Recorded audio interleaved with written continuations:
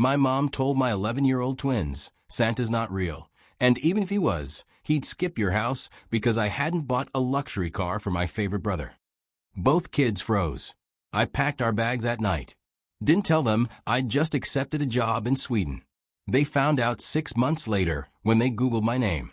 I should have known Christmas Eve was going to go bad the second my mom said, "Girls, come here. I want to talk about Santa," and shut the dining room door behind my twins. We were at my parents' house. The same beige two-story where I grew up. The same fake garland taped to the banister. The same cracked ceramic Santa on the mantel. My brother Ryan's kids were in the living room, tearing through presents like it was a timed event. The adults were doing that fake laugh whine thing we always did when my parents hosted. Leah and Noah were still in their socks, 11 years old, cheeks pink from running around with their cousins. They'd written half-serious letters to Santa that year. They knew the truth, but they still liked the ritual. They still wanted to believe that some magic was left in this family, even if it was just pretend. I was in the kitchen refilling the potato dish when I heard my mom's voice carry through the half-closed door. "Look," she said loud enough that I could hear every word. "Santa's not real. And even if he was, he'd skip your house this year." My hand froze on the serving spoon. Leah's voice small. "Why?" "Because your dad," my mom said, and I could hear that sharp smile in her tone, "doesn't care enough about this family to help when it matters. Your Uncle Ryan needs a real car for his kids. And your dad refused. Santa doesn't visit selfish people." The room went fuzzy around the edges. Someone walked behind me and bumped my shoulder. I didn't move. On the other side of the door, I heard Noah try to be brave. "Dad's not selfish," he said. "He works all the time." My mom snorted at his little computer ad thing. "Please. Your uncle works hard and still struggles. Your dad is doing so well and wouldn't even help buy one car so everyone could ride together. That's not what good sons do. That's not what good fathers do either." There was a pause. I could picture it perfectly. Leah's eyes going glassy. Noah's hands twisting the hem of his sweater. "So no," my mom finished. "There's no Santa. And if there was, he'd be ashamed to land on your roof this year." My hands were shaking so hard I had to put the dish down before I dropped it. My throat felt tight, like I'd swallowed a fist. I stepped toward the dining room, ready to tear that door open, but I stopped just shy of the frame. Leah and Noah walked out first. They weren't crying. That somehow made it worse. Their faces were blank, polite. That look kids get when they're trying very hard to not embarrass anyone, especially their grandparents. "Everything okay?" I asked, voice cracking more than I wanted. Leah forced a tiny smile and shrugged. Noah didn't answer at all. He just took his sister's hand and steered her toward the living room. Behind them, my mom appeared like nothing had happened. She brushed invisible crumbs off her Christmas sweater and said, "Did you put the potatoes in the oven yet?" "Samuel, they're getting cold." I looked at her, at the woman who had just told my kids Santa would skip them because I hadn't bought my brother a luxury SUV. I didn't say a word. Not yet. I'm Samuel, 38 years old. I live just outside Chicago in a rented townhouse with my 11-year-old twins, Leah and Noah, half the week. The other half, there with their mom, Erin, my ex-wife. We're civil, friendly even. We split up when the twins were 7, and it was messy for a while, but we figured it out. I work as a performance marketer, a target, as my Eastern European clients like to call it. I run ad campaigns, tweak numbers inside dashboards, chase click-through rates at 2 a.m., and drink too much coffee. It's not glamorous, but it pays well. Between my full-time role at an e-commerce company and some freelance on the side, we were comfortable. Comfortable enough that in my parents' minds, my money stopped being mine a long time ago. It started small. "Can you cover the internet this month, honey? Your dad's hours were cut. Your brother's in a tough spot. He needs help with his credit cards. Just this once. The furnace guy wants a deposit today, and we're short. You're good with money. You know how it is." Back then it was $100 here, $200 there. I didn't think much of it. They'd helped me when I was in college. They watched the twins when they were babies. Family helps family. That's what we say. Then Ryan blew up his transmission, and somehow that became my problem. I put $2,500 on my card just until they paid me back. They never did. Then came Dad's back surgery. Insurance didn't cover everything, so I sent $5,000. When my freelance took off, I set up an automatic transfer, so they wouldn't have to ask $1,200 on the first of every month straight into my parents' joint account. That transfer ran for almost 6 years. In those same 6 years, my parents missed Leah and Noah's 5th grade play because Ryan's youngest had a soccer scrimmage. They forgot Leah's birthday once. Not the day, the gift. They wrapped a candle they got free with a coupon and called it simple and meaningful, while Ryan's kids opened drones and tablets. Christmas photos on their mantle. Ryan's family in matching pajamas. Mom and Dad in the middle. Then a framed collage from a family beach trip I paid for, but wasn't invited to, because it was just easier with one set of kids. My kids' school pictures were on the side of the fridge, stuck under a magnet that said "World's Best Grandma." Like a joke. Every time something stung, I swallowed it.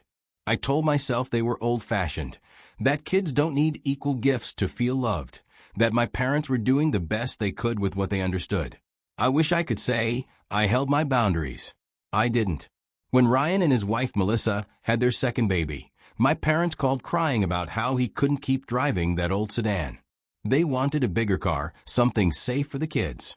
When my mom said safe, she meant leather seats and a German logo. We found a great deal on a BMW X5. She told me like I'd been part of the decision. The payment is only $900 a month with a down payment. If you help with a down payment and maybe the first few months. I laughed because I thought she was joking. She wasn't. It's not my job to buy Ryan a luxury car. I said he has a job. Melissa works. You guys have a car. They can get something used. My mom went quiet in that way she does when she's storing anger for later. I just thought, she said slowly, with how well you're doing, you'd want your nieces to be safe. We're not asking you to buy it.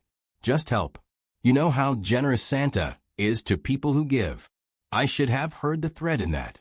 That conversation happened 3 days before Christmas Eve. The same afternoon, I opened my laptop during my lunch break and clicked accept offer on an email that had been sitting in my inbox for a week. Senior Performance Marketing Manager, Stockholm, Sweden. Relocation support included. School search assistance for dependent salary, high enough that my brain buzzed when I saw the numbers. I'd been interviewing with them for months. Half the calls were at 6 a.m. because of the time difference. They wanted me in their Stockholm office by summer. I'd been stalling on accepting because of one thing, my parents. How will they cope without you nearby? Erin had asked gently when I told her about the offer. She wasn't talking about missing me at Sunday dinner. She meant the bills, the crisis, the late-night calls. That afternoon, alone in my townhouse kitchen, I hit accept anyway. I didn't tell my parents. Not that day. Not after the BMW conversation. I thought I'd wait until after the holidays. Then my mom decided to make Santa her weapon. After Mom's Little Santa would skip your house speech, Christmas Eve blurred into a weird slow-motion loop. Ryan's girls shrieked over matching iPads. My dad toasted a family, and to Ryan, who always steps up when we need him. Melissa kissed my mom's cheek. My mom pretended not to watch my face when she handed Leah and Noah their gifts, socks, and a shared board game for both of you. Leah and Noah said, "Thank you," because that's the kind of kids they are. At one point, I caught Ryan watching me with this smug sideways smile. He'd heard what Mom said. They all had. No one had stopped her. "Hey, man." He clapped me on the shoulder later by the drinks table. "Don't take Mom so seriously. You know how she is around Christmas. Emotional. She just told my kids Santa would skip them because I didn't buy you a car," I said. He shrugged. "Well, you didn't." I stared at him. "You're 34, Ryan," I said. "You and Melissa both work. You chose the BMW." "Yeah, because we thought we had family." He shot back, voice quiet. "Mom said you were going to help. You've got that big tech money now. Or is all that Target whatever not paying as much as you pretend? Target logist, performance marketer, online ads guy, whatever." I felt my jaw clench. My money, I said, is for my kids. He snorted. Apparently not for Santa. I walked away before I did something I'd regret. We stayed long enough for dessert.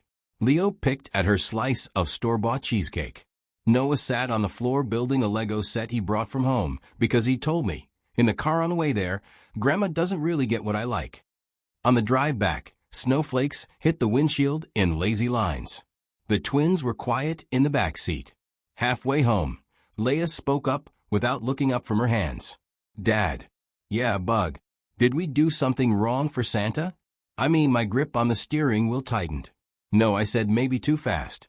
You didn't do anything wrong. Noah cleared his throat. Grandma said Santa skips selfish houses. She was wrong, I said. And she shouldn't have said that. That's on her, not you. Silence again. Then Noah asked the question I'd been trying not to think about. Is Grandma mad at you because of Uncle Ryan's car? I swallowed. Yes, I said finally. She is. Oh, he said after a moment. Are you still buying presents for them next year? I stared at the traffic light ahead, blinking red, reflected in the ice on the road. No, I said slowly. I don't think I am. Back home, the twins went upstairs to change into their pajamas. I heard them whispering in Leah's room. That soft, serious kid whisper that means they're stitching the day into their memory, deciding how much of it is their fault. I sat at the kitchen table with my laptop open and my hands flat on the wood. On the counter, my phone lit up with a new text from Mom. You really hurt Ryan tonight, you know. He's done so much for you over the years. All we asked for was help with a car. And you made a scene with your attitude. I just hope your kids don't grow up thinking money is more important than family. Money is more important than family. The same woman who had just used money to tell my kids they weren't worth Santa's time had typed that out with her whole chest. I scrolled back through our old messages, screenshots of payment confirmations, pics of their new roof. Thanks, honey. We'd be ruined without you. Their anniversary dinner I paid for. You're such a blessing, Samuel. The vacation house I booked for Ryan's first wedding. The dentist bill I covered when Dad cracked a tooth and refused to go to the cheap clinic. The list went on. Family apparently started and ended at my wallet. My email pinged in the background. I flipped tabs. The subject line glared at me. Welcome to Nordline. Offer acceptance received. The Swedish company's HR rep had responded. We're thrilled to have you on board, Samuel. As discussed, we'll support relocation for you and your children. Tentative start date, July 1st. We'll schedule a call in January to go over school options. I stared at those words for a long time. Me, Leah, Noah, in Stockholm in a new apartment in a country where my parents would be an 8-hour time difference and a very expensive plane ticket away. I thought about Mom bending down to my kids' faces, telling them Santa would skip them. I thought about Ryan's smirk, about how quickly he'd accepted that my earnings were his future car payment. I thought about every automatic transfer, every just this once, every time I told myself they'd start treating my kids better once their finances were stable. They were never going to treat my kids better. Not as long as I kept paying them to stay the same. That was the moment something inside me snapped. Not loudly, not dramatically, more like a quiet click, a lock sliding into place. I stood up, went to the hallway, and pulled our suitcases out of the closet. I didn't tell the twins anything big that night. I told them to pack an overnight bag just in case we wanted to stay at home instead of going back over tomorrow. I framed it like a choice. Kids need choices when everything else feels shaky. Leah picked her favorite hoodie and the stuffed fox she still pretended she didn't sleep with. Noah packed his Nintendo Switch and 3 mismatched socks. They fell asleep in my bed, one on each side like they used to when they were little, and thunderstorms scared them. I sat at the kitchen table again, laptop open, bank app glowing. For 6 years, my parents' names had their own line in my budget spreadsheet. Mortgage, help $1,200 auto. Utilities, parents, $180 auto.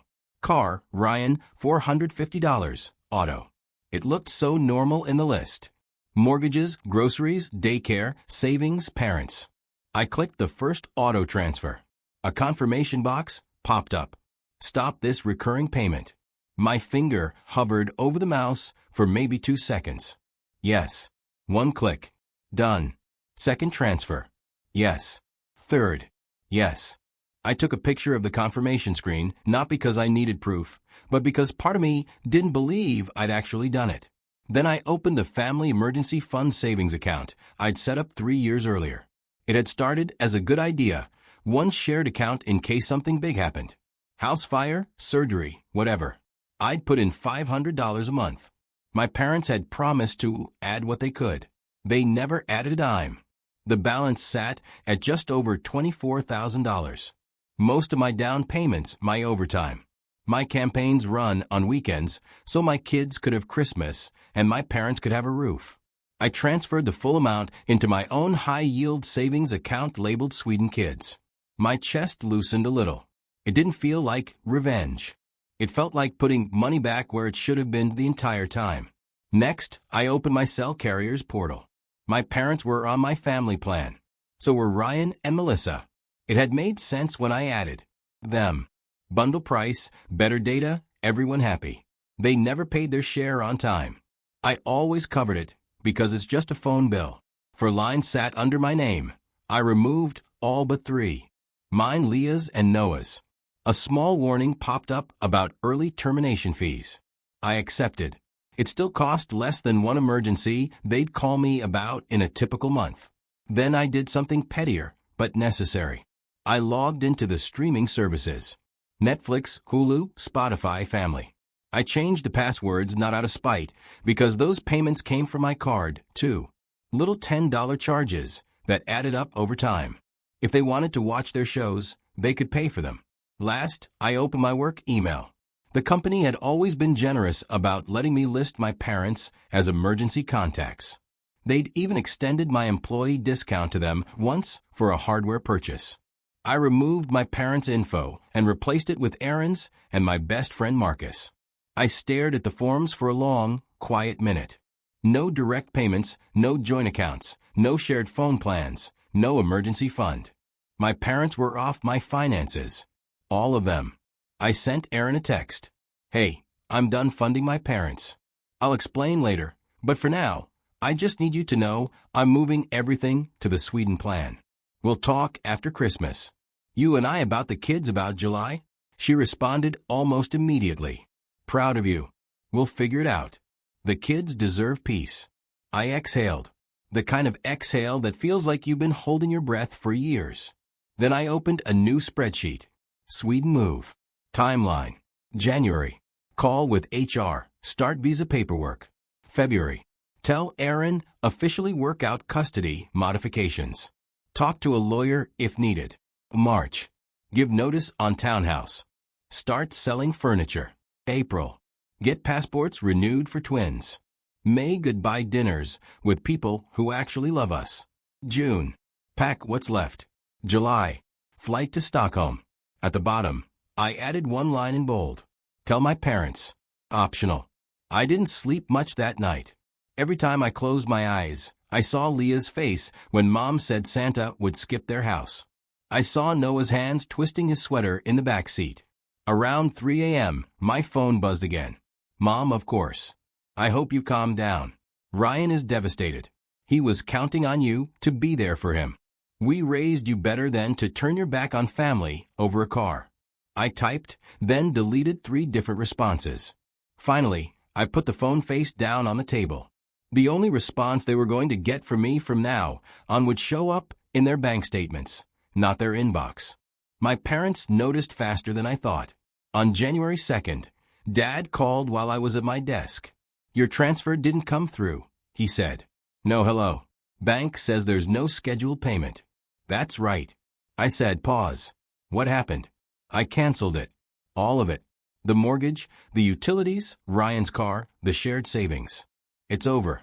You can't just do that, he snapped. We counted on that. The bills. You counted on me, I said. Not on Leah and Noah. You told them Santa would skip our house because I didn't buy Ryan a BMW. I'm done paying people who humiliate my kids. He muttered something about jokes and holiday stress. I'm not your backup bank, I said, and hung up. The messages started almost immediately from Mom. "You're being dramatic." It was one comment. "You'd really see your parents homeless over a misunderstanding from Ryan. You're ruining everything over a stupid Santa story. We already planned around that car payment. What are we supposed to do now?" From relatives. "Your mom's been crying all morning. Can't you just talk to her? She says you're letting your new job go to your head." I ignored most of them. When I did answer, I sent one line. "I won't fund a family that thinks my kids are less." That was it. January turned into February. I had the call with Sweden HR. We started school applications for the twins. The HR guy explained the schools, extra Swedish lessons, free healthcare for kids. Free hit me harder than it should have. I've been patching holes in my parents' budget for years at Erin's kitchen table, with tea going cold. I said, "I don't want to take them away from you." "I know," she said. "We'll do summers, long visits, video calls. We'll figure it out. And honestly, I'm glad they're getting an ocean between them and your parents." She'd said softer versions for years. I'd always replied, "They'll come around." They didn't. By March, half the townhouse was in boxes.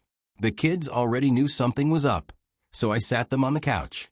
"There's a job," I said. "In another country. It's calmer, safer. We could be happy there. It's far from Grandma and Grandpa, but you'll still see Mom. I won't do it if you hate it." Leah chewed her sleeve. "Will people there talk about Santa like Grandma did?" "No," I said. "And if anyone ever talks to you like that, we leave." Noah frowned. "Do they have snow?" "Yeah, lots." He nodded. "Then I want to go." We left in late June. Erin cried at the airport, hugged the kids like she could store them in her arms. My parents weren't there. Mom had texted the night before that they weren't going to enable this ridiculous decision. I let it sit unread. Stockholm felt like a clean page. Long summer light, bikes everywhere, people leaving work at 5 o'clock without apologizing. The company apartment was small and all IKEA. "Dad, you moved us into the catalog," Noah said, dropping onto the couch.